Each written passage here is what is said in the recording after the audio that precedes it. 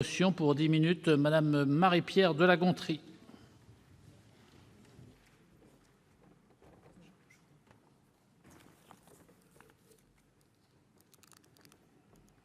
Monsieur le Président, Madame la Ministre, Monsieur le Président et Madame la Présidente de Commission, mes chers collègues, me voilà placée dans un exercice assez étrange, j'allais dire inédit. Défendre une exception d'irrecevabilité dont je comprends qu'elle est partagée dans son fondement par la présidente de la Commission telle qu'elle vient de l'indiquer et par d'autres collègues, qu'elle est d'ores et déjà contestée par le gouvernement qui s'est d'ores et déjà exprimé sur cette exception d'irrecevabilité avec la précédente, ce qui rend mon exercice extrêmement modeste et humble puisque je connais déjà votre avis, mais que néanmoins, je vais quand même essayer de convaincre. Car évidemment, j'ai bien compris que l'organisation de nos débats amenait, alors même que plusieurs groupes considèrent qu'il y a un réel problème de constitutionnalité, à ne pas souhaiter voter cette exception, mais vous avouerez que l'exercice devient très ingrat pour moi, donc je vous remercie de m'encourager néanmoins à le mener. Le groupe socialiste donc a présenté deux exceptions d'irrecevabilité puisqu'il y a deux textes et les motifs que nous soulevons ont été parfaitement développés par notre collègue Sylvie Robert, car nous considérons que ces deux textes sont de nature à évidemment à porter atteinte à des principes constitutionnels, la liberté d'opinion, la liberté d'expression. C'est notre responsabilité de législateur, toujours préserver la nature libérale de notre droit, toujours protéger les valeurs constitutionnelles, garantir à la presse sa liberté au-delà des contingences politiques, des tentations hégémoniques, la préserver de toute tentative d'intimidation, ne permettre à quiconque jamais, quelle qu'en soit la circonstance, de prétendre qu'elle n'avait pas à enquêter, qu'elle n'avait pas à dénoncer. Voilà le sens de notre engagement et c'est pour cette raison que nous vous proposons, mes chers collègues, d'adopter cette motion d'irrecevabilité. La liberté d'opinion, la liberté d'expression sont protégées par la Déclaration des droits de l'homme. Je n'y reviendrai pas, les articles ont été lus précédemment et chacun les connaît évidemment. Pourtant, les textes qui nous sont soumis aujourd'hui les menacent. Je crois que nous devons être très conscients, je crois que nous le savons. Madame la ministre, tout à l'heure, vous avez, voulant nous rassurer, indiqué que ces textes ne pouvaient pas être dangereux puisqu'ils étaient, c'était l'un de vos trois arguments, d'origine parlementaire. Je pense que nous pouvons quand même sourire parce que nous avons chacun en mémoire l'engagement très vibrant du président de la République qui, constatant, non sans raison, la façon dont les rumeurs, les fausses informations ou les vraies avaient pu circuler pendant sa campagne électorale, il y avait lieu de légiférer. De ce fait, ne nous y trompons pas. Les textes qui nous sont soumis aujourd'hui n'ont qu'un objectif. Préserver, si tant est que ce soit le cas, ça ne semble pas l'être, préserver l'élection présidentielle. Et j'y reviendrai tout à l'heure lorsque j'évoquerai la procédure de référé. Alors, d'origine parlementaire, que voulez-vous ? Comme parlementaire récente, j'adorerais que mes collègues députés fassent preuve d'initiative autonome.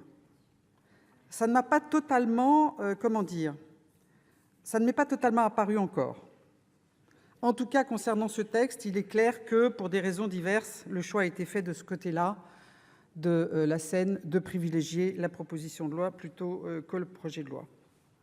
Pourtant, lorsque nous indiquons que ce texte est dangereux, je crois que l'actualité récente, l'histoire est parfois ironique ou cruelle, l'actualité récente nous rappelle qu'il est possible qu'un homme qui se réclame de la présidence de la République parvienne à déroger aux règles fondamentales de fonctionnement des services républicains de sécurité, qu'une enquête journalistique qui révèle ces faits et rende compte de ses conséquences reçoive comme jugement du président de la République comme qualificatif d'être une presse qui ne cherche plus la vérité, qui est un pouvoir médiatique qui veut devenir un pouvoir judiciaire, qui est un pouvoir qui aurait la tentation de sortir de son lit.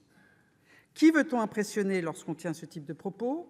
Quel organe de presse encourage-t-on à ne pas prendre le risque de publier des enquêtes. Nous devons toujours renoncer à l'inertie lorsqu'une liberté démocratique est en jeu, et c'est bien le cas aujourd'hui. Et oui, nous considérons qu'une information d'intérêt général a vocation à être rendue publique immédiatement dans la presse. Alors cette loi a pour objectif vertueux de définir la fausse information et de la combattre pour répondre à ce qui était exprimé par le Président de la République le 3 janvier, ces bobards inventés pour salir les hommes politiques et la démocratie. La dangerosité passe d'abord par les mots. Vous le savez, c'était tellement simple de définir une fausse information que le Parlement s'y est repris à 3 fois. La proposition de loi d'abord, qui a été, comme vous l'avez dit, joliment enrichie, en clair, réécrite intégralement, en commission, puis à nouveau réécrite intégralement en séance, pour trouver des formules très alambiquées et tellement floues que dangereuses, parce que lorsque c'est flou, évidemment, juridiquement, c'est dangereux. Le texte vise également à permettre au ministère public, aux candidats et aux partis de saisir le juge des référés pour faire cesser ces fameuses fausses informations qui seraient par nature à altérer la sincérité du scrutin dans les 3 mois qui précèdent un scrutin national. Ça a été rappelé tout à l'heure. Il faudra qu'on m'explique. Je suis avocate de métier. Comment un juge pourra apprécier en 48 heures, un exploit, une information de nature à altérer la sincérité d'un scrutin qui n'aura pas eu lieu et une information qui n'est pas exacte. C'est-à-dire va pouvoir établir qu'une information qui n'existe pas sera de nature à altérer le résultat d'un scrutin qui n'a pas eu lieu. Il faut savoir que dans ce domaine, normalement, le juge des référés se déclare incompétent, car le juge des référés, c'est le juge de l'évidence, renvoyant au juge de l'élection la capacité de se prononcer sur l'altération du scrutin. Un seul cas, pourtant, ne permet pas de renvoyer utilement au juge de l'élection, c'est le cas de l'élection présidentielle. Parce que le juge de l'élection, dans le cas de l'élection présidentielle, n'a pas la capacité d'annuler l'élection présidentielle. Et c'est pour cela que j'ai la conviction que ce texte n'est en réalité construit que pour protéger les modalités de l'élection présidentielle, qui avait laissé un souvenir, sur cet aspect-là seulement évidemment, cuisant au Président de la République. Alors il y a évidemment un effet pervers également. L'action judiciaire qui serait infructueuse, vraisemblablement, et qui du coup renforcerait les convictions de la personne qui devait être poursuivie. Évidemment, les risques de censure, d'autocensure, pour éviter les risques de contentieux. Les pouvoirs donnés au Conseil supérieur de l'audiovisuel posent également question. Cela a été rappelé tout à l'heure de manière très précise par notre collègue Sylvie Robert, et là aussi nous élevons. Alors, dans ce texte qui a vocation à s'appliquer en période électorale, comme si d'ailleurs le problème des « fake news » ne se posait qu'à cette période-là, ce qui est en soi un vrai sujet de réflexion, et au moment où la démocratie s'exprime avec le plus d'intensité, revêt des symboles lourds, comme le rappelle le Conseil constitutionnel, et pourtant c'est ce moment-là où vous voulez agir. Alors, sur l'ensemble de ces sujets, vous l'avez compris, nous considérons, groupe socialiste, que nous ne pouvons pas prendre de risques sur un sujet aussi important que les droits fondamentaux des citoyens, des médias, de la presse, et que ce texte est inconstitutionnel en raison des dangers sur la liberté d'expression et sur la liberté d'opinion. Encore une fois, l'actualité récente nous invite à la plus grande vigilance.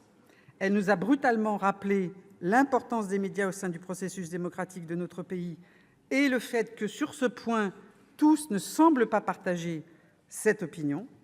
Elle nous fait également comprendre que le risque d'une vérité instaurée, d'une vérité officielle ou même sous-entendue par l'État n'est pas acceptable. Les médias doivent rester libres d'investiguer, d'écrire, de publier. C'est la base même de la liberté d'expression.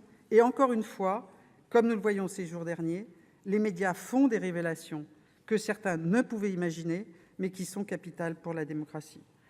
La presse est un contre-pouvoir, et Montesquieu, qui est très souvent cité depuis quelques jours, pas à propos de ce texte, mais à propos de l'actualité, qui rappelait dans l'esprit des lois, pour qu'on ne puisse abuser du pouvoir, il faut que par la disposition des choses, le pouvoir arrête le pouvoir, doit être médité encore aujourd'hui. Je vous invite donc, mes chers collègues, à voter avec le groupe socialiste